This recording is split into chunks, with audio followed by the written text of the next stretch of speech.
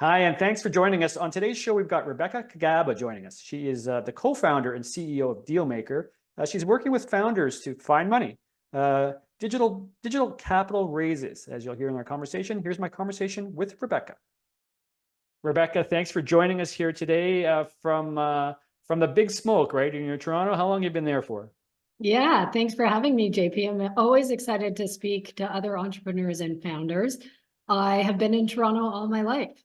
There you go. So born and bred, building a company, I guess in Toronto, but not uncommon at all, doing business all throughout North America, right? The business has extended mostly into the US, right? Yeah, and because we grew during COVID, we grew remotely. So our workforce is spread across North America. We've got a hybrid situation. So a lot of people here in the Toronto head office and a lot of people working remotely from home. Very good. And that's why we do so much now, right? Remote as well. So you say before COVID, I think, were you saying offline, it was 2018 as you founded the company itself? Yeah, that's right. So I was working on DealMaker. I like to call it Shopify for the capital market. So allowing people to set up online stores to raise capital digitally. That's what we do at DealMaker. And really transforming capital raising into an always-on company event and helping people, founders are always in need of capital for their business. That's the biggest reason that businesses fail. And so having new and cool and revolutionary ways to raise money for your business, that's what we're all about here. That's great. So let's get into that. What are the ways that you raise the funds for a business? So we allow people, what I like to say is to set up an online store, right? So the easiest one to talk about that people know is 2 years ago, the Green Bay Packers came to us. They are a fan-owned sports team. They wanted to raise money to build their new stadium. So we set up their online store. Typically, we're driving digital advertising to that landing page. In Green Bay's case, ESPN picks up the story and all the fans want to come and invest because, of course, that was their 6th time raising money from their fan base. And every time you do it, it gets easier and better and more efficient because you have a more engaged community. So they set up their online store and they raised 65 million in 3 months to go ahead and build their stadium. That's really unbelievable to think 65 million in 3 months. So how does that work? How is that pooled? How do you collect that many people, that many funds? That's the beauty of technology. Back when I was practicing law, before I started DealMaker, I really saw a pain point in the market where all of these documents to bring investors in were highly negotiated, but they didn't really need to be. And it was costing companies too much in terms of all the different fees they had to pay to raise money. And so my co-founder and I said, this is an opportunity that's ripe for technology. And so what we built is really an online checkout process that you can use for any kind of business to raise money digitally. And you set up a digital landing page, which is like a digital deck. And then you can do everything from TikTok ads to Facebook ads to different placements that will drive eyeballs to your online store. I like to say we make it as easy to sell shares online as it is to sell shoes. That's right. And I mean, having seen a client go through the process, they were able to raise. What are the securities implications? With your legal background, taking you through some of the issues that I'm sure you've had to deal with or make sure have been addressed through the raise process. Yes, it is. We strive to make it as easy as buying a pair of shoes, but the reality is selling shares is a lot more complex. It's a regulated space. And so what we do is try to make everything happen in the background, make the investors have a really easy process and ensure that the companies can use the digital checkout in a totally compliant way. And so there's different exemptions under US securities law that allow people to raise capital digitally. And there's also very specific guidance about the marketing, what they can say and what they can't say. And so we've packaged all of that up so that founders can have access to all the different things that they need in order to make a digital raise successful. And a big part of that is the marketing, right? To drive the top of funnel and to drive the eyeballs and getting your messaging out there. And then it's putting people through a checkout process, collecting their payments, dealing with refunds. The technology really streamlines this whole process. You know, escrow used to be much more complex before we brought technology to that space, and we're actually able to remove escrow so that people could get access to their money faster, so they could use the proceeds of the raise to invest more in digital marketing. That has in turn over the years allowed raise sizes to get bigger because people have access to funding quicker and they can deploy ad spend into their campaign. So it's little innovations like that that really, working with our customers, we've been able to drive what they need to make this space grow and be easier and more beneficial for founders and entrepreneurs to raise money. Yes, and Rebecca, as you say customers, you're talking founders, right? So you're speaking with founders that are looking to raise. What does an engagement from them look like? Or I guess the other way around, if they engage you, what does that actually look like? So depending on how much they're raising under the US exemptions, if they're raising less than 5 million, it's about 30 to 60 days to get a campaign put together, marketing, broker-dealer due diligence, compliance reviews, website setup. Then they can launch their campaign. Those campaigns typically run from 6 to 9 months. And most of the capital is raised towards the end of the campaign after you've done a lot of testing. If you're familiar with performance marketing, it's a very similar strategy, right? You're testing your market, your go-to-market, your AdWords, all of those things. And once you've really tweaked it, then you launch the campaign in earnest. And so for less than 5 million, that's under the Reg CF regime. That's the typical time and life cycle. For bigger companies, they're using Reg A. So the setup process is more like 3 to 4 months, and then they can raise up to 75 million. And those campaigns are typically active for a year or even longer. And you're referring to the regulations that are mandating. So it's under 5. Is that what I guess you've seen the full range now, right? Going into the Green Bay Packers. But what's a typical entrepreneur when they're looking to do a raise? What is what's the typical amount they're looking to raise, and how does that usually go with you?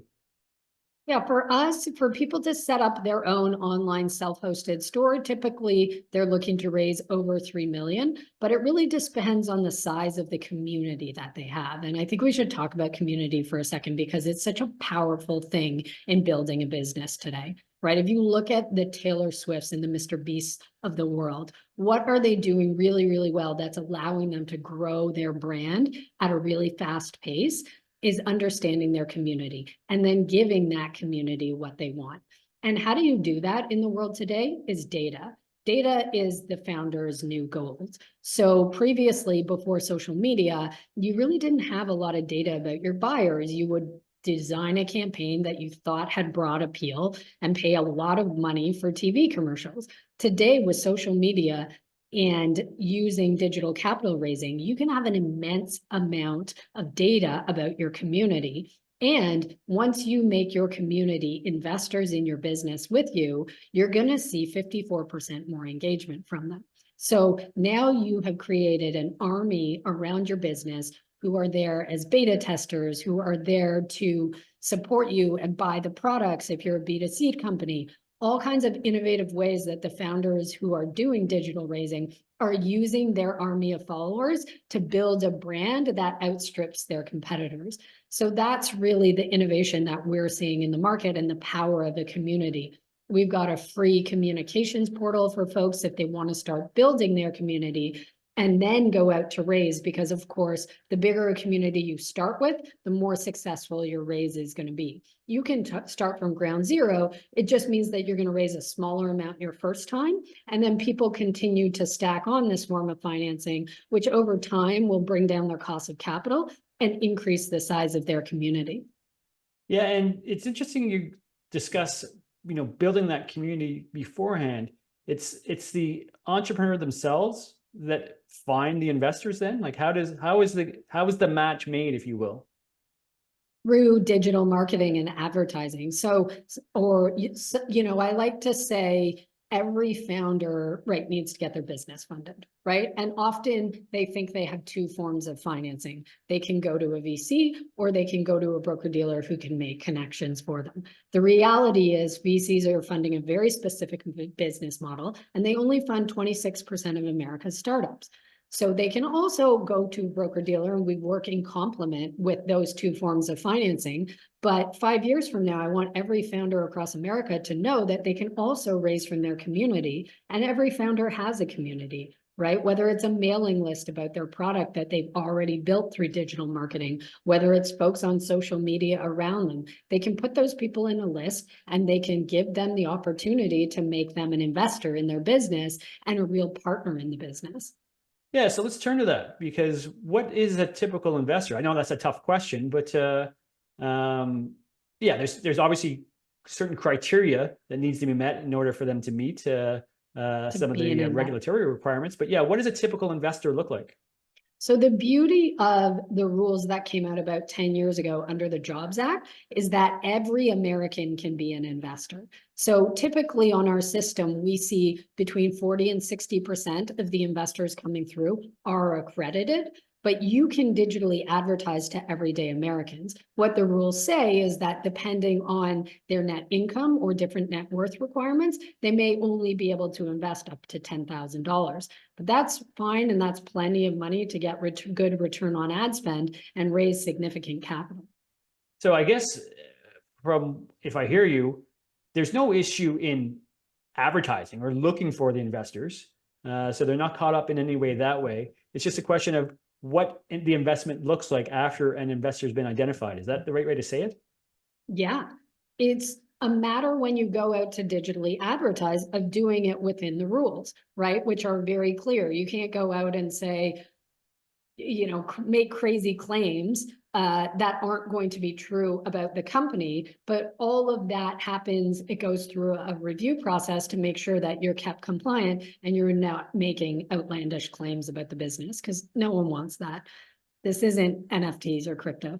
That's right. We're trying to avoid some of the issues that they're having there. To what extent are you using AI though in your program and as you put it out to the marketplace? AI is such a huge opportunity. I'm glad you asked about that, because it's really the opportunity for us to give better and better tools and bring down the cost of capital for the folks using our system. So we've applied it across the system in a variety of different ways, from writing investor updates now so that you can engage. Founders are busy, right? But you want to keep people updated on what you're doing. Sign a new office lease, shoot a quick video and post it for them. You want to write a investor update, use the generative AI to write it for you with a couple of bullets. So, background checks, reviewing accredited documentation that gets uploaded to the system, all throughout the system, we're just continuing to make things more and more efficient. So it's making use of the AI. Can you speak to any of the specific ones that you're using, specific AI programs that you're using? Yeah, so we're partnered with Google. So we're very invested in the Google suite of products. Using the Google suite of products. Great. So if somebody is listening and saying, hey, I've got a company, I'm looking to raise a little bit of money, what's the right way to begin interacting with you? They can reach out to us through any of our social media. Probably the best account for them to go to is dealmaker.tech/get engaged. That's where they can get our free portal and get signed up and start communicating with their community. And then they can request a demo on the website as well at dealmaker.tech. And what does a demo look like? They'll meet with one of our sales reps, right? They'll talk to them about their business. The first thing they're going to do is tell you whether digital capital raising is a good fit for your business or not. And so broadly speaking, that means you have to have an interesting hook and a big total addressable market. Think of it as something that people can understand very quickly in a TikTok video. So technology companies do really well, robotics companies, consumer-facing brand, anything that people, a lot of energy brands actually do really well. Anything that people can really easily and quickly understand how this could be a total game changer, they're usually interested enough to read on and go through the investment documents. You mentioned TikTok a number of times. That's a platform, obviously, that some of your founders are using to raise funds?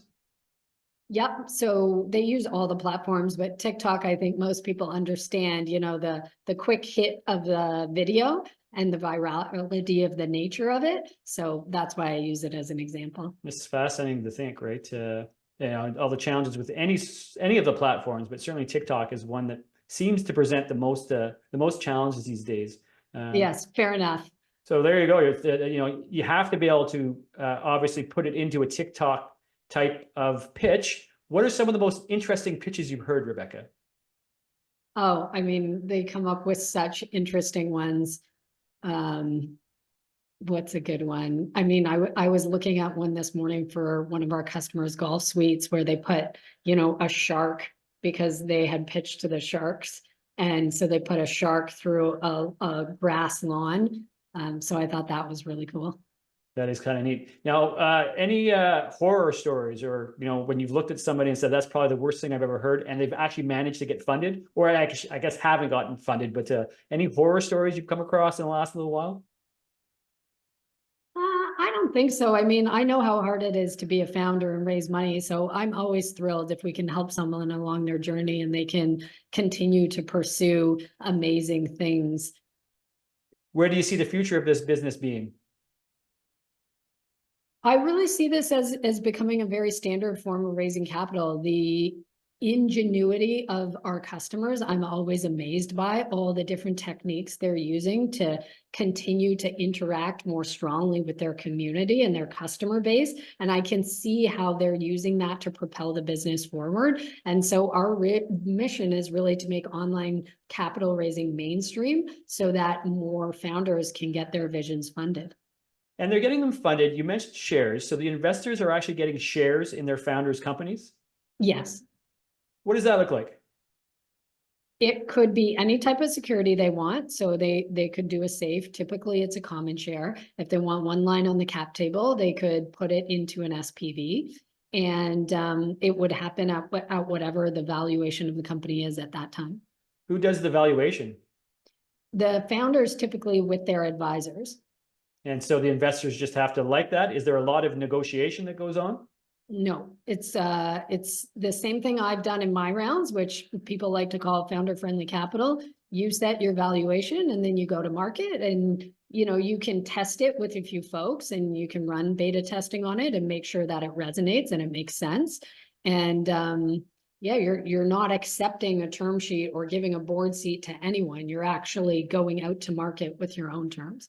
There you go. So going out on your own terms, I like that. And then how do you guys get paid? How does DealMaker get involved in that process?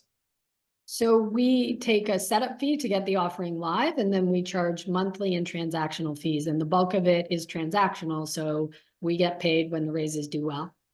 Yeah, exactly. So that's the whole point of it. If you're able to create value, right, add value, then you're going to participate in that as well. That's great. So you've been at it for a few years now. What does the future of DealMaker itself look like, of the company itself? You're growing it, and are you able to take it into other spaces? I guess part of it is dictated by regulation, right? Yeah, we're working on some offerings into the UK for sure, and we just continue to grow into new regions and open up new pools of capital for our founders. And I guess that's as far as it extends. It's funny you said before, like, oh, well, we're not crypto here, but there must surely be crypto type companies that are reaching out to you for this type of raise. Yeah, some for sure. Are they finding that it's, I mean, I guess they have other ways of, as well of raising, right? Is that why they wouldn't probably be your first customer? Crypto, we saw a lot of crypto a couple of years back. There's probably less crypto today. There's more Gen AI. That's more of the flavor of the day, but there's always a lot of tech does well with this. Yeah, it seems like it's something that would translate well for tech. And it's nice because you sit at kind of the forefront or watching the different cycles, right? You mentioned AI right now. That's obviously been the latest hot one. What else is coming up more and more frequently now? Real estate is always a category that does quite well. Different sectors of tech. So, health tech, robotics, reg tech, different things like that always do typically quite well.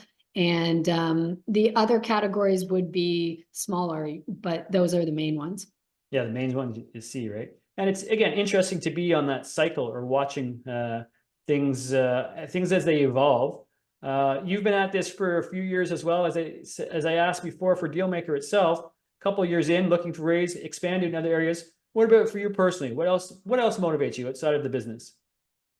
One of the things that our team is really motivated by is that the types of founders that get funded with digital raising are far different. So less than 2% of VC funding goes to female and minority founders. Meanwhile, over 30% of digital capital goes to female and minority founders. So, when I first started, we always knew that smaller VC stat and it was what it was. But now seeing different types of founders getting their business funded and different business models, I think is going to be hugely impactful for the economy 5 years from now, right? Because you've got value-based funding in a lot of sense. People are picking brands and companies and ideas that speak to them rather than a purely institutional approach. And I think the different types of companies that get funded as a result of that are going to have some fundamentally really interesting results 5 years from now. It's really empowering as well. So it's great that you've been able to assist these types of companies, and all of them for that matter. Rebecca, if there's a company listening interested in hearing more, what's the best way to reach you? Go to our website at dealmaker.tech. That's .tech, nothing else, not .com, .tech. And you can fill out a form there to connect with us. And you can also get access to the free community building tool. There you go. And yeah, can you talk more? How does the free community building tool actually work? Yeah, you can log in, set up your company, upload your list of contacts, and start using the Gen AI Investor Update Writer. We're constantly adding new templates and suggestions, and you can segment your lists and start to understand who is your follower so that you can start to think about how to speak to them and raise with them. There you go. Well, Rebecca, we appreciate having you speak to us here today. Thank you for this. I like to end these shows with one thing that's worked for you or for somebody you've seen be successful. What's something you've heard over the years, a maxim that you've put into practice for yourself or for people that you work with to ensure that there's greatest success for all? That's a great question. My founder mottos: move fast and break things, and always be making 5 bets, expecting 4 to fail, so that the one that works out, you know which one it is, and you can pour gas on the fire. There you go. Gas on the fire. Rebecca, thanks so much for joining us here today. I look forward to the next chance we get to chat on the Millionaire's Lawyer. Thanks for having me, JP.